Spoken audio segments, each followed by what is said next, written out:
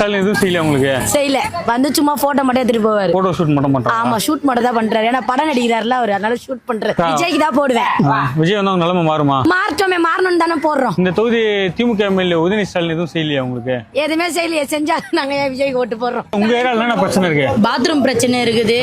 ஃபுல்லா கெஞ்சா மாத்திரை எல்லாம் ஓட்டுறாங்க இங்க. அது வந்து தடை கிடையாது, எதுவுமே தடை கிடையாது.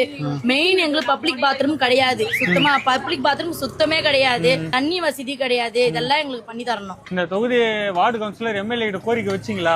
பாத்ரூம் ஆல்ரெடி நிறைய பேர் வராங்க. அவரு உதயநிதி வராரு, சொல்லின்னு தான் இருக்காங்க. இன்னும் பாத்ரூம் இன்னும் ரெடி பண்ண இது கிடையாது. எதுவுமே பாத்ரூம் மெயின் எதுவுமே கிடையாது. அது ரொம்ப கஷ்டம்னா சொல்றாங்க.